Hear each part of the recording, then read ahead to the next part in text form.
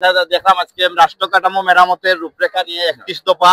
এটাও একটা প্রশ্ন যে এই মেলায় আপনারা যে স্টলটা দিলেন এটা আপনাদের বিএনপির উদ্যোগ থেকে না ম্যানেজমেন্ট কমিটি সুযোগ দিচ্ছে আপনাকে? আর এবং 31 দফা সম্বন্ধে যদি আপনি এটা আমি বলবো, যেহেতু উনার এটার ব্যাপারে জানাই, এখানে হয়েছে কিন্তু আমরা সিলেক্ট হতে পারি।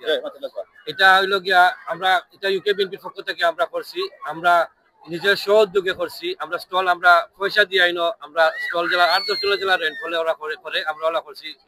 কর্তৃপক্ষের সাথে আমরা কোনো নাই।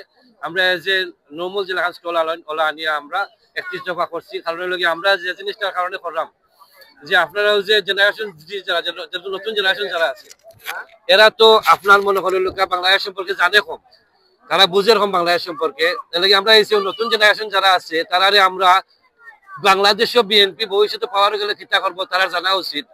এই কারণে আমরা এটা এই যে 31 দফা আছে এটা আমরা ইংলিশ করাইছি। তো আজকে আমরা এই মেলাতে আমরা জানি বেশিরভাগ এখানে আইবা যারা বাচ্চা কাচ্চারা আইবা, যারা ওদেশের যারা বন প্রতাপ যারা আইবা, এলাকা আমরা ইংলিশ 31 দফাটা আমরা লই আইছি এবং তারা কাছে বিতরণ করছি। এটা টোটাল আপনার মনে হয় 31 দফা যেটা আছে ইলাবরেটলি লেখা আছে, শুধু 31 দফা নাই, এগুলো পুরা ব্যাখ্যা করিয়া লেখা আছে, পুরা টোটাল বই।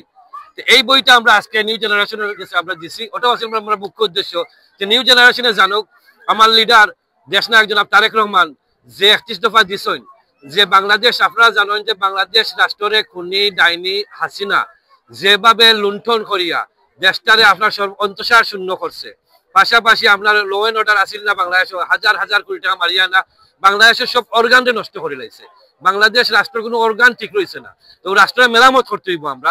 এর লাগে এই মেরামত করার লাগে আমরা লিডারে 31 পয়েন্ট দিচ্ছেন, 31 দফা দিচ্ছেন।